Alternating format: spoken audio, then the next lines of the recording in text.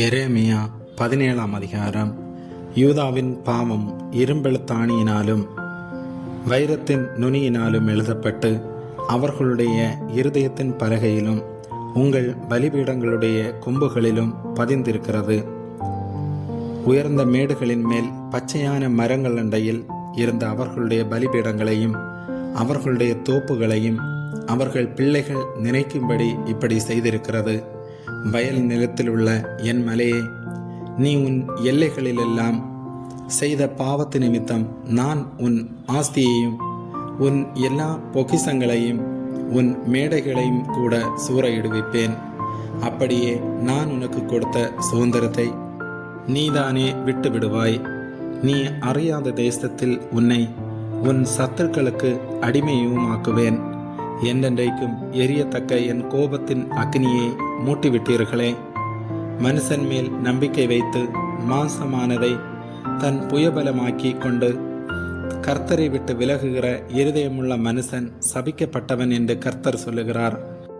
அவன் அந்தர வெளியில் கரளையாய் போன செடியைப் போலிருந்து நன்மை வருகிறதை காணாமல் வனாந்தரத்தின் வறட்சியான இடங்களிலும் குடியில்லாத ஓர் நிலத்திலும் தங்குவான். கர்த்தர் மேல் நம்பிக்கை வைத்து கர்த்தரை தன் நம்பிக்கையாக கொண்டிருக்கிற மனுஷன் பாக்கியவான். அவன் தண்ணீர் அண்டையிலே நாட்டப்பட்டதும் கால்வாய் ஓரமாக தன் வேர்களை விடுகிறதும் உஷ்ணம் வருகிறதை காணாமல் இலை பச்சையாய் இருக்கிறதும் மழை தாழ்ச்சியான வருஷத்திலும் வருத்தமின்றி தப்பாமல் கனி கொடுக்கிறதுமான மரத்தை போலிருப்பான். எல்லாவற்றை பார்க்கிலும் இருதயமே திருக்குள்ளதும் மகா கேடுள்ளதுமாயிருக்கிறது. அதை அறியத்தக்கவன் யார்? கர்த்தராகிய நானே ஒவ்வொருவனுக்கும் அவனவன் வழிகளுக்கும் செய்கைகளின் பலன்களுக்கும் தக்கதை கொடுக்கும்படிக்கும் இருதயத்தை ஆராய்கிறவரும் உள்ளிந்திரியங்களை சோதித்தருகிறவருமாயிருக்கிறேன். அநியாயமாய் ஐஸ்வர்யத்தை சம்பாதிக்கிறவன் முட்டையிட்டு அவையங்காத்தும் குஞ்சு பொறிக்காமற் போகிற கௌதாரிக்கு சமானமாயிருக்கிறான். அவன் தன் பாதி வயதிலே அதை விட்டு தன் முடிவிலே மூடனாயிருப்பான். எங்கள் பரிசுத்த ஸ்தானம் ஆதி முதற்கொண்டு உயர்ந்த மகிமையுள்ள சிங்காசனமாயிருக்கிறது. இஸ்ரவேலின் நம்பிக்கையாகிய கர்த்தாவே, உம்மை விட்டு விலகுகிற யாவரும் வெட்கப்படுவார்கள். அவர்கள் ஜீவனுள்ள தண்ணீரின் ஊற்றாகிய கர்த்தரை விட்டு விலகி போனபடியால் உம்மை விட்டு அகன்று போகிறவர்களின் பெயர் புழுதியில் எழுதப்படும். கர்த்தாவே, என்னை குணமாக்கும், அப்பொழுது குணமாவேன்.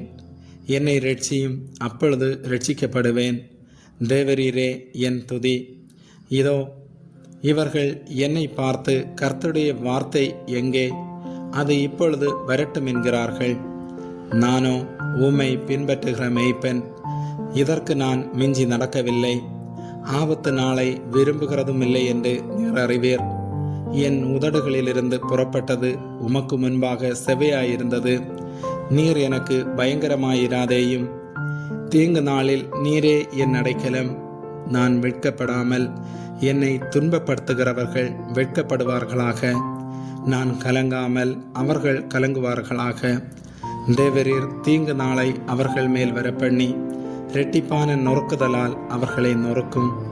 கர்த்தர் என்னை நோக்கி, நீ போய் யூதாவின் ராஜாக்கள் வரத்தும் போக்குமாயிருக்கிற இந்த ஜனங்களின் புத்திரருடைய வாசலிலும் எருசலேமின் எல்லா வாசல்களிலும் நின்று கொண்டு அவர்களுடனே சொல்ல வேண்டியது என்னவென்றால், இந்த வாசல்களில் பிரவேசிக்கிற யூதாவின் ராஜாக்களும் எல்லா யூதரும் எருசலேமின் எல்லா குடிகளுமாகிய நீங்கள் கர்த்தருடைய வார்த்தையை கேளுங்கள்.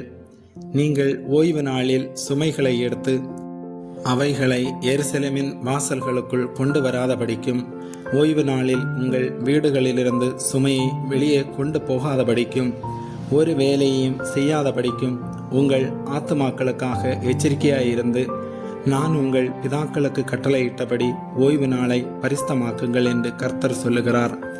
அவர்களோ கேளாமலும் தங்கள் செவிகளை சாயாமலும் போய் கேளாதபடிக்கும் புத்தியை ஏற்றுக்கொள்ளாதபடிக்கும் தங்கள் கழுத்தை கடினப்படுத்தினார்கள். நீங்களோவெனில் ஓய்வு நாளில் இந்த நகரத்தின் வாசல்களுக்குள்ளே சுமையை கொண்டு வராதபடிக்கும், ஓய்வு நாளில் ஒரு வேலையும் செய்யாமல் அதை பரிசுத்தமாக்கும்படிக்கும் என் சொல்லை கேட்பீர்களானால் அப்பொழுது தாவீதின் சிங்காசனத்தில் உட்கார்ந்திருக்கிறவர்களும் இரதங்களின் மேலும் குதிரைகளின் மேலும் ஏறுகிறவர்களுமாகிய ராஜாக்களும் ராஜகுமாரர்களும் அவர்கள் பிரபுக்களும் யூதாவின் மனுஷரும் எருசலேமின் குடிகளும் இந்த நகரத்தின் வாசல்களுக்குள் பிரவேசிப்பார்கள். இந்த நகரமும் என்றைக்கும் குடியுள்ளதாயிருக்கும். யூதாவின் பட்டணங்களிலும் எருசலேமின் சுற்றுப்புறமான ஊர்களிலும் பென்யமீன் தேசத்திலும் பள்ளத்தாக்கான சீமையிலும் மலை நாட்டிலும் தெற்கிலுமிருந்து ஜனங்கள் சர்வாங்க தகனங்களையும் பலிகளையும் போஜன பலிகளையும் தூப வர்க்கங்களையும் ஸ்தோத்திர பலிகளையும் கர்த்தருடைய ஆலயத்துக்கு கொண்டு வருவார்கள்.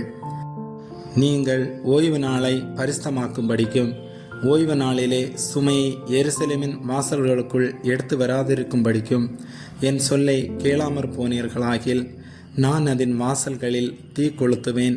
அது எருசலேமின் அரண்மனைகளை பட்சித்தும் அவிந்து போகாதிருக்கும் என்று கர்த்தர் சொல்லுகிறார். ஆமேன்.